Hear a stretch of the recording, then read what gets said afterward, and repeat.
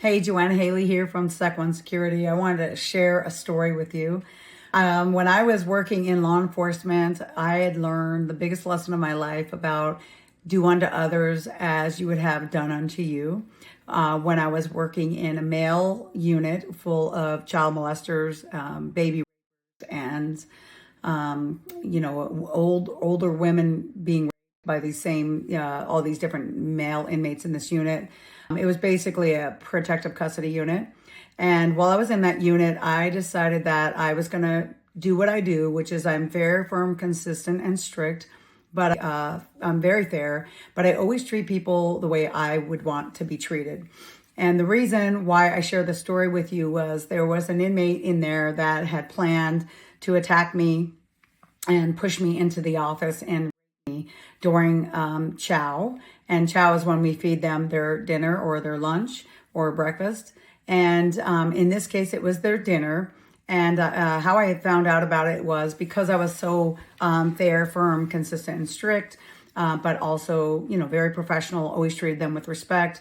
One of the inmates from the upper tier on the top right had came down to share a little note with me to tell me about what this inmate was planning. And this inmate had wrote a little tiny note, but he had given extreme detail in this note. And I thought to myself, well, you got to take it with a grain of salt because a lot of times the inmates will lie about each other just to get one of them kicked out of the module. So I took that note and told the guy, thank you so much for giving me this. And, I got to investigate it. Go ahead and go lock down. Thank you so much. And then that was the upper tier. They had come out for free time. And that's when he had handed me this note. Now the bottom tier had to come out. We always exercised them and fed them all separately. Top tier came out once and the bottom tier comes out second or vice versa. And so now it was the second tier's turn. And this is where the guy that was supposedly going to, he lived in room number 6. So now we had that bottom tier out. I was in my office and in between chow, we have to lock them down. I have to open each door. I refuse to open my door normally during this time, but I would have to walk through all the inmates while they were eating chow, make sure all of them came out for food. And then I would go back in the office and then start clicking doors and locking the inmates back down after they were done eating. And we would give them about 10 minutes in between the walkthrough just to make sure they had enough time to eat and it was time to lock down. And so I started clicking doors and an inmate had come up to the door and he had slid a kite under the door. So I had opened up I picked up the kite and I started to read it and it said almost identically exactly what the note had said. And what I had realized, the guy that was giving it to me, the second note, he lived on the bottom left. But the guy that gave me the handwritten note lived up at the top right. And there was no way that these two inmates would be able to talk during chow because they never came out during chow or free time. Or they wouldn't be able to hear each other through the vents because in jails, they like to communicate through the venting system. And as an officer, it made me realize like these are almost identical stories of what this person, number 6, was going to do to me. But they both were telling me the same story, but they weren't exact. So that I knew it wasn't like a rehearsed kind of thing. But it also gave the first note a little bit of validity and it made me a little bit nervous. So as I start clicking doors, letting down the bottom tier back into their rooms, lo and behold, the guy from number 6, who was in custody for an 80-year-old woman, and it was a very violent crime. He was sentenced to life in prison and he was waiting for Nevada Department of Corrections to pick him up. Well, he decided to do exactly what those 2 notes said, which is come up to my door, knock on my door and ask me for a kite. And a kite is basically a piece of paper that they can write to the library or to medical or to the sergeant and ask for a request of some kind. And that's what he was basically, that was his ploy to get me to open the door to hand him a kite. Well, I immediately, as soon as I saw him come to my door, my hairs on the back of my neck stood up and I realized this was the guy and there was no way I was going to open that door.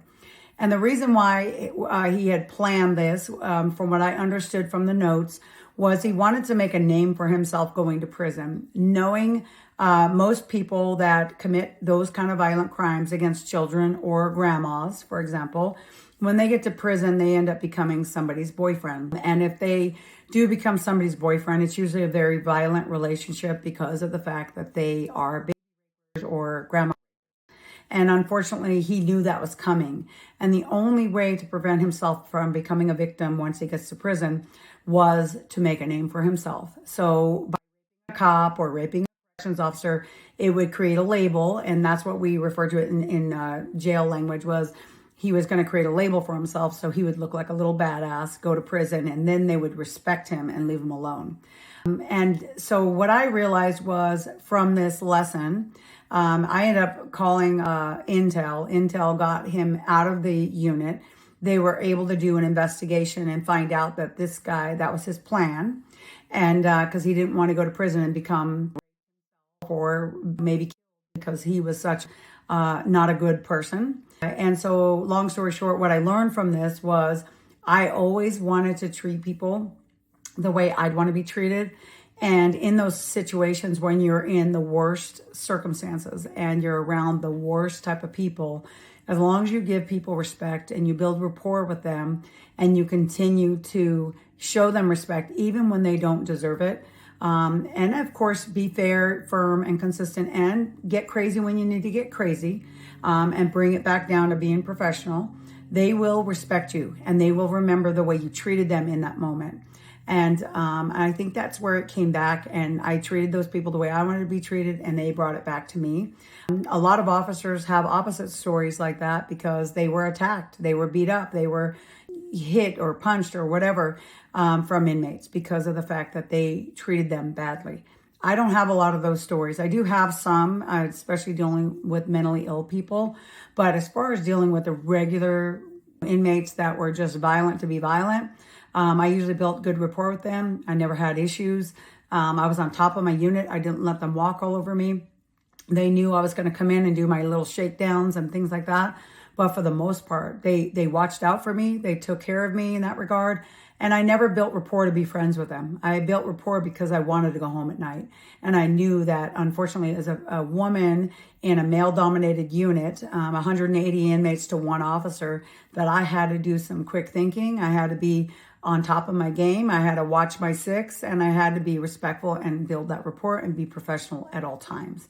So I hope this story time gives you some inspiration that no matter what's happening, you can always maintain your professionalism. You can always treat people with respect, and you can always, always do unto others as you would have done unto you. So this is Joanne Healea from Sec One Security. Thanks for watching. Thanks for listening. And if you have any questions about training or security or anything like that, you're more than welcome to reach out to me at info@seconesecurity.com. Thanks for watching.